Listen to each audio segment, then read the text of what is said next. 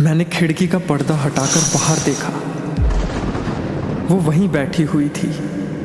मैंने झट से पर्दा बंद कर दिया। मेरा दिल बहुत तेजी से धड़क रहा था। पिछले 1 महीने से मैंने अपने घर से बाहर कदम तक नहीं रखा था, क्योंकि मेरे घर की चौखट पर वो बैठी मेरा इंतज़ार कर रही थी। मैंने अपने मम्मी पापा को उसके बारे में कई बार बताया। वो मेरी बात पर यकीन नहीं करते थे। उन्हें लगता था कि शायद मैं अपना मानसिक संतुलन खो बैठा हूँ। वो सिर्फ मुझे दिखाई देती थी। वो बस वहाँ बैठी मेरा इंतज़ार कर रही थी। सुबह, शाम, रात, बारिश, तूफान, कोई चीज़ उसे हिला नहीं पाती थी। शुरू में तो मैं बस यही सोचता था कि आखिर कब तक वो मेरा इंतज़ार करेगी। एक दिन तो वो मेरा पीछा छोड़कर चली जाएगी, लेकिन नहीं, उसने तो शायद मेरे पूरे जीवन काल तक मेरा इंतज़ार करने की कसम खाई थी। उसके बारे में अगर मैं किसी को बताऊं तो शायद कोई यकीन ना करे। वो एक सरकटी लाश थी जो बस बैठी मेरा इंतज़ार कर रही थी। फिर एक दिन मेरे कमरे का दरवाज़ा खुला।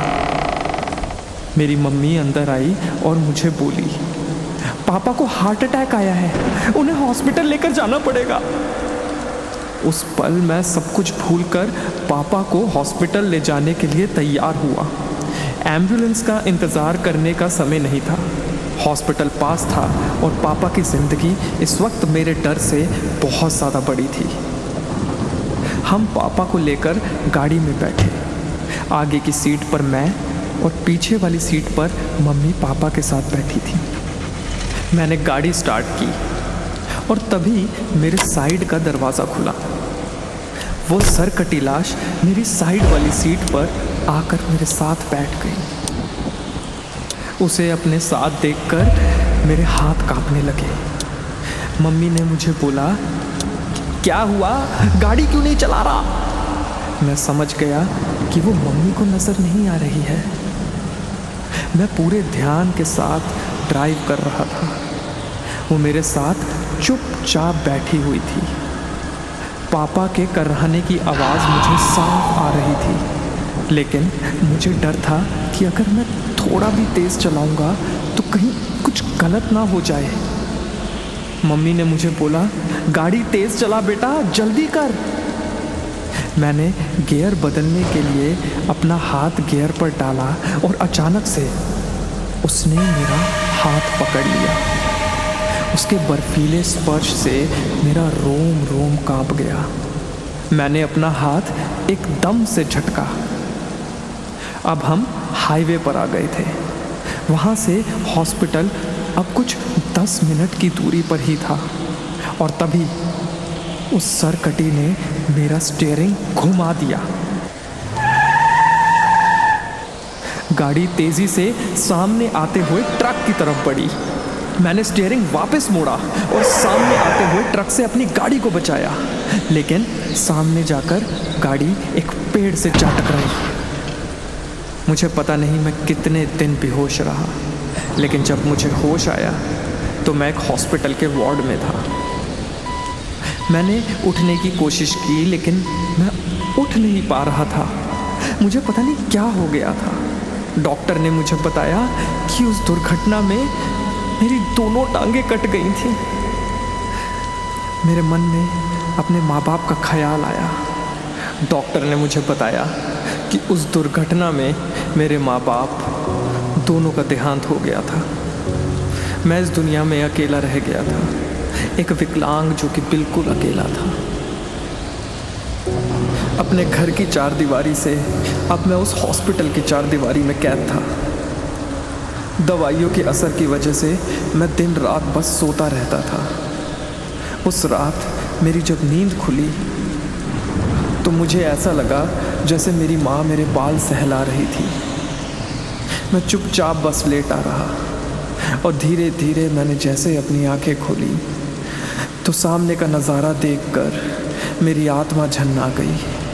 वो सरकटी मेरे साथ बैठी मेरे बाल सहला रही थी। मैं उसको देखते ही दहाड़े मार के रोने लग गया। मैंने उससे पूछा कि तू कौन है, तू ऐसा क्यों कर रही है, मैंने तेरा क्या बिगाड़ा है, क्या बिगाड़ा है मैंने तेरा। पर वो बस बैठी वहाँ पर मेरे बाल सहलाती रही। फिर एक दिन मेरा कॉलेज का पुराना दोस्त विकास मुझसे मिलने आया।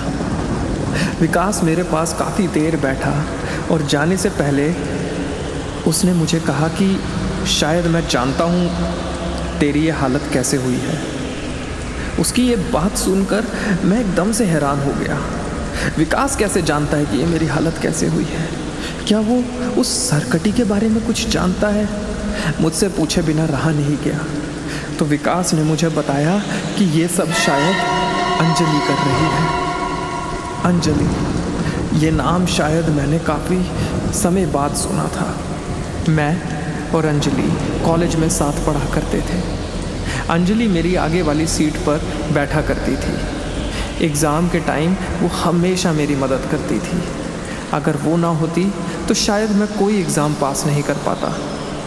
उसने कैसे भी कर अपनी शीट मुझे दिखाना, मेरे लिए नोट्स बनाना और ना जाने क्या क्या मेरे लिए नहीं किया था। वजह था अंजलि का मेरे लिए प्यार, और दूसरी वजह मेरा अंजलि के लिए प्यार का नाटक।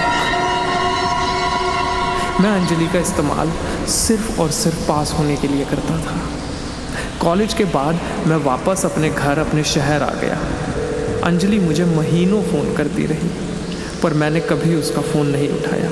वो मुझे हमेशा बोलती थी कि वो मेरे साथ ये ज़िंदगी तो क्या, ज़िंदगी के बाद भी रहना चाहती है। वो मेरा इंतज़ार करते करते इतना दुखी हो गई थी कि उसने पंखे से लटक कर सुसाइड कर ली। 1 महीने तक उसके बारे में किसी को कुछ पता नहीं चला। उसकी गर्दन भी उस फंदे से लटकती लटकती इतनी लंबी होती गई कि खींचकर वो कट गई। उसके घर का दरवाज़ा तोड़कर अंजलि को पाया गया तो उसका सर उसके धड़ से अलग हो चुका था। मैं पश्चाताप की आग में जल रहा था। मैंने तभी विकास के पीछे देखा। अंजलि वहीं खड़ी हुई थी। शायद वो सच कहती थी। वो मेरे साथ हमेशा रहना चाहती थी, इस ज़िंदगी में भी और इस ज़िंदगी के बाद भी। शायद वो सच कहती थी।